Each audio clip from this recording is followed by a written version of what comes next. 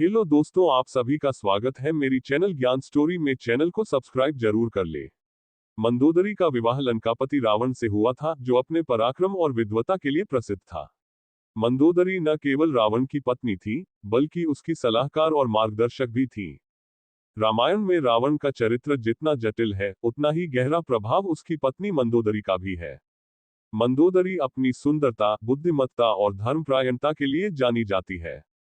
वो रावण की गाथा का एक अभिन्न अंग है। आइए मंदोदरी के जीवन के कुछ अनछुए पहलुओं पर प्रकाश डालते हैं। मंदोदरी मयासुर नामक एक महान असुर और अप्सरा हेमा की पुत्री थी। उनका जन्म एक दिव्य संयोग से हुआ था। कुछ कथाओं के अनुसार मंदोदरी का पूर्व जन्म मधुरा नामक एक अप्सरा का था, जो माता पार्वती की भक्त थी। मंदोदरी का विवाह लंकापति रावण से हुआ था, जो अपने पराक्रम और विद्वता के लिए प्रसिद्ध था। मंदोदरी न केवल रावण की पत्नी थी, बल्कि उसकी सलाहकार और मार्गदर्शक भी थी। उसने रावण को हमेशा धर्म का मार्ग अपनाने की सलाह दी, लेकिन रावण अपने अहंकार में अंधा था। जब रावण ने सीता का हरण किया, तो मंदोदरी ने इसका घोर विरोध किया। उसने रावण को समझाने की बहुत कोशिश की कि वह जो कर रहा है वह अधर्म है और इसका परिणाम विनाशकारी होगा।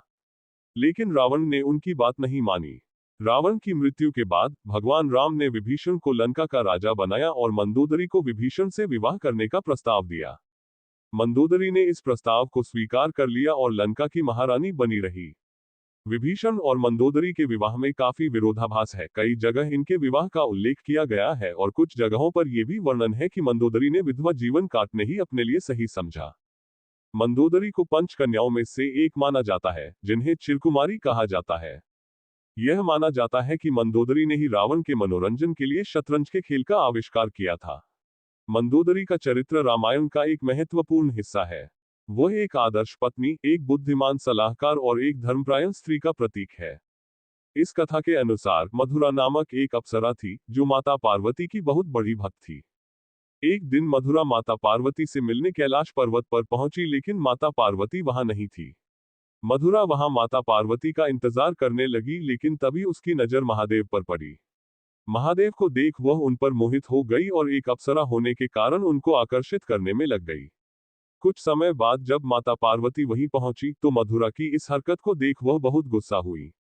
गुस्से में आकर माता पार्वती ने मधुरा को मेढक बनने का श्राप दे दिया और कुएं में 12 सालों तक रहने को कहा। भगवान शिव को मधुरा के लिए देवी पार्वती का क्रोध बहुत अधिक लगा। महादेव स्वभाव से स्थिर थे और उन्हें मधुरा की हरकत का ना तो तनिक भी भान था और ना ही उन्हें कोई फर्क पड़ा था। इसलिए वो मधुरा की हरकत से क्रोधित नहीं थे और उन्होंने माता पार्वती को भी समझाने का प्रयास किया कि ये श्राप बहुत ज्यादा है।